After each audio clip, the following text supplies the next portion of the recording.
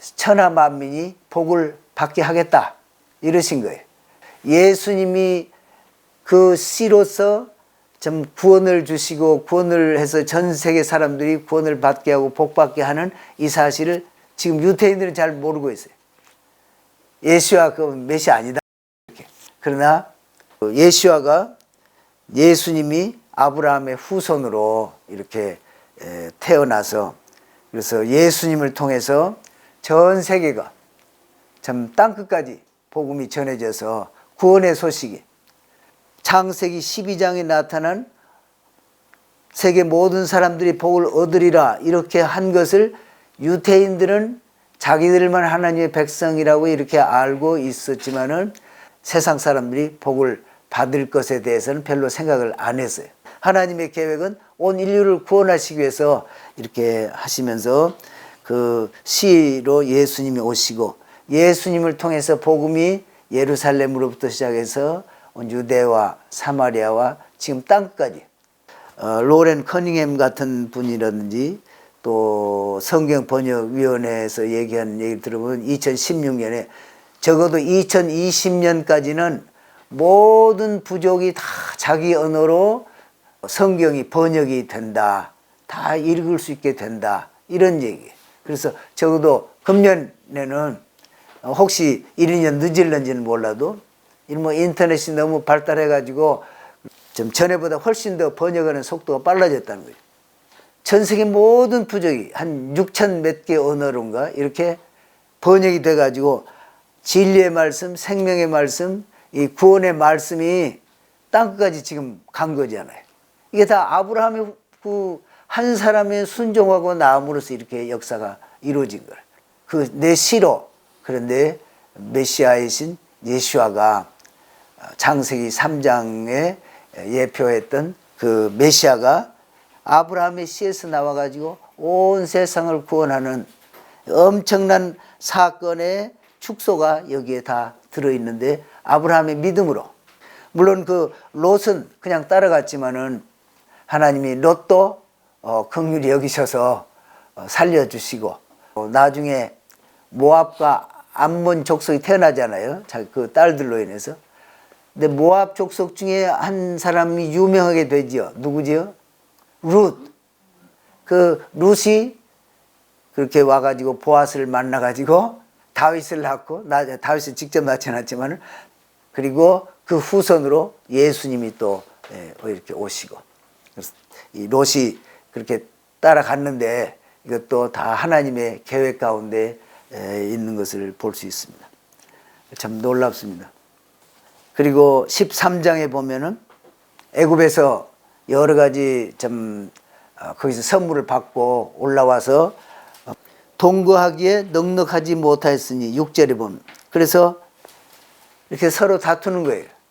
롯의 목자들하고 아브라함의 목자들하고 이렇게 다투는데 기록에 보면은 롯의 목자들이 아브라함 그 영역에 와서 막 풀을 뜯어먹게 하고 이렇게 하니까 너 왜 그렇게 하냐? 그러니까 서로 이제 다투니까 그런 얘기를 이제 아브라함이 듣고 그러면 우리가 헤어지는 것이 낫겠다. 너무 좁으니까 둘이 있는데 내가 오른쪽으로 가면은 내가 왼쪽으로 갈 것이고 이게 다툴 것이 뭐 있느냐. 그렇게 해서 나누는 것을 볼 수 있습니다. 그래서 아브라함은 가나안 땅에 그냥 머물고 있는 것입니다.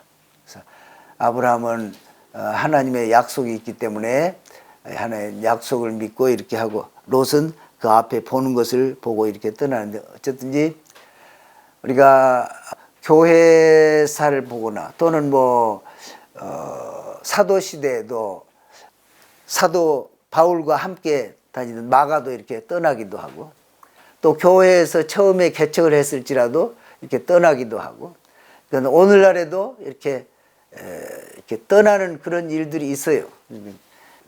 시카고에 있는 커뮤니티 처치의 그 담임 목사님이 리더십 교육을 많이 시키는데 그때 한번 갔을 때 우리 온누리 교회에서 한 40명 이렇게 가기도 했는데 그분이 얘기를 하면서 우리가 지나다 보면은 그렇게 같이 힘써왔던 사람이 떠나는 때가 있다. 그럴 때는 마음도 아프고 그러지만 떠나게 해야 된다.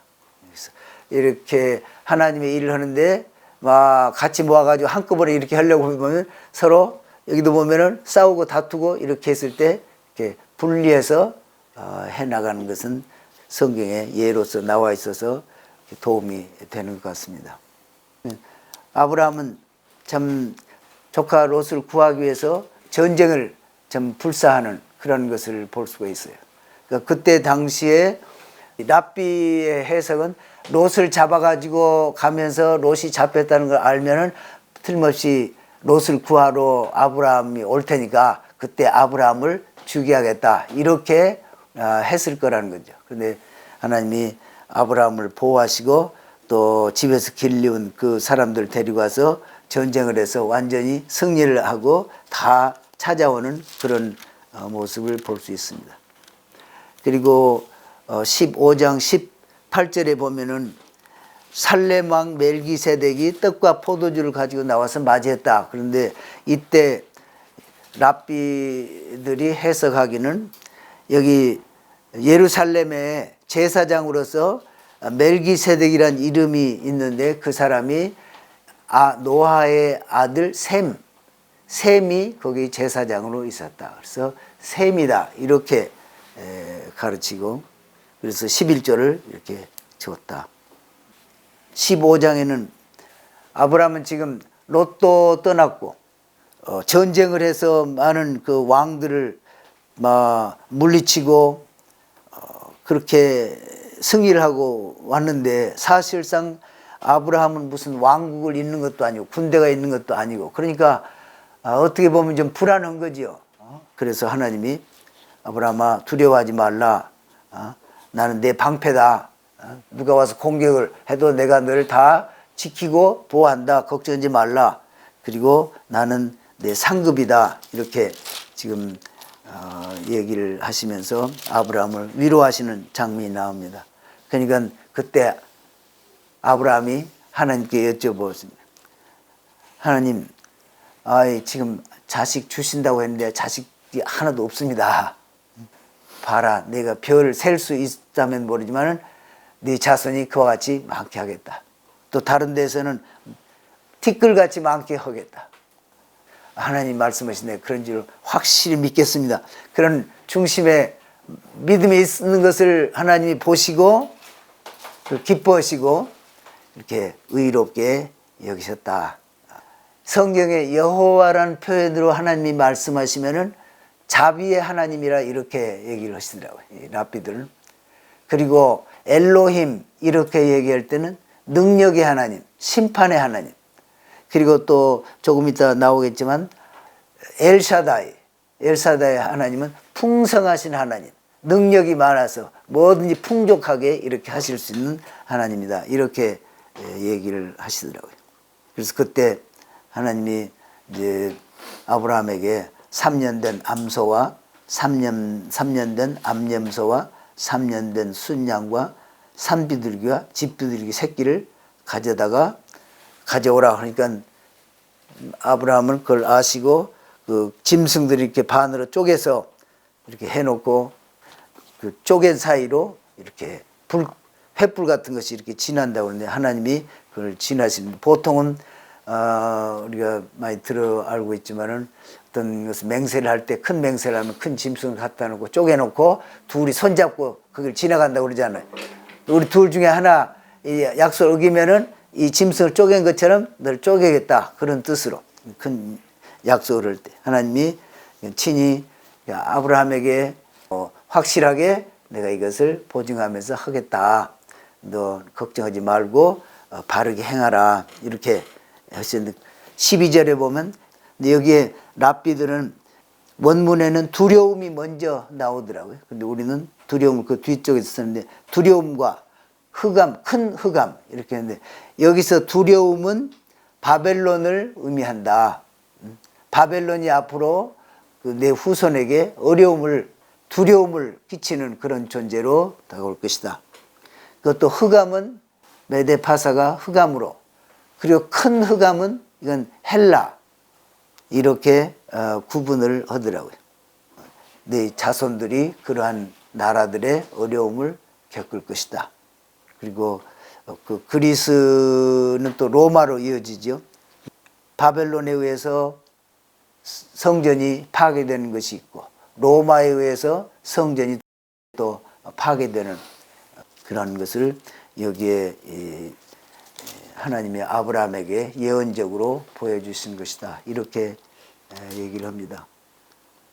그러시면서 18절에 그렇게 전체를 다 차지했을 때는 다윗 왕 때 점령을 하고 그래서 거기에 사는 나라들로부터서 조공을 받는 그런 것이 있었죠. 그리고 지금 와서 보면은 지난 2000년 동안 이스라엘 백성들이 그 땅에서 떠나 있었지만은 아브라함에게 너가 동서남북 사방을 다녀보고 또 봐라 말이지. 이 땅을 너와 네 자손에게 영원토록 주겠다. 이렇게 하셨는데 진짜 21세기 오늘 와서 보니까 이스라엘이 다시 그 땅에 돌아와서 그 땅을 차지하고 있는 것을 볼 수 있잖아요. 현실적으로. 그 땅에 이스라엘 사람들이 그 땅에서 떠나 있을 동안에도 그 땅은 다른 나라가 채운 적이 없어요. 거기에.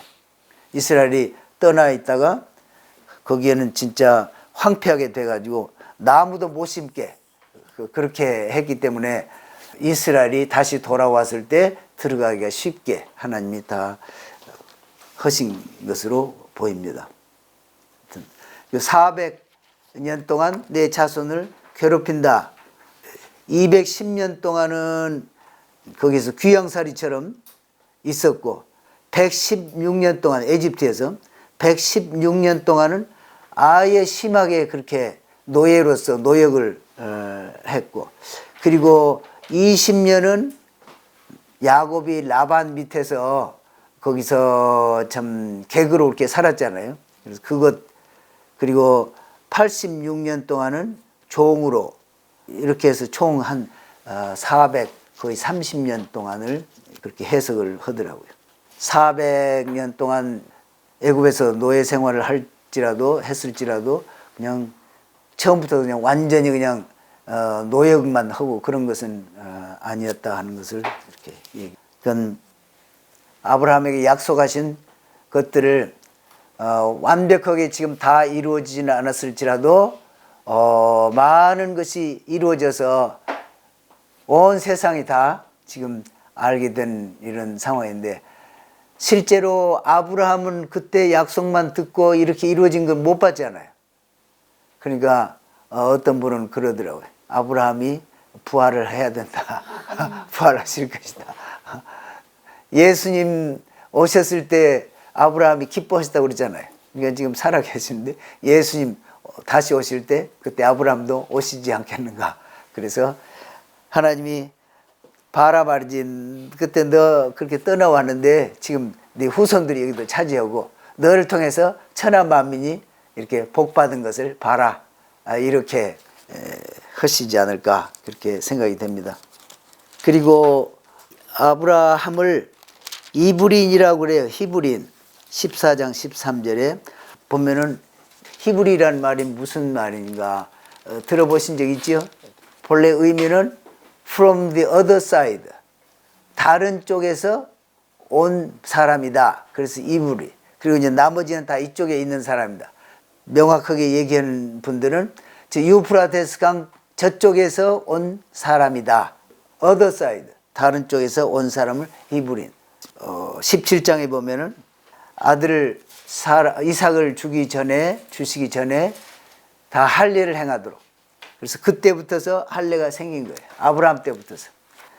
99세에 할례를 받으니 얼마나 고통을 받았겠어요. 그래서 이것은 내가 너와 내 후손에게 세운 그 언약의 백성이라는 그 표시로 내 모든 후손이 다 그렇게 해라. 이스라엘 사람들은 하나님의 후손인 그 사인을 몸에 다 가지고 있어요. 하나님은 이스라엘 아브라함을 택하시고 그 후손들과 항상 나는 네 하나님이고 너희는 내 백성이다 하는 것을 몸의 사인으로 이렇게 두신 거예요.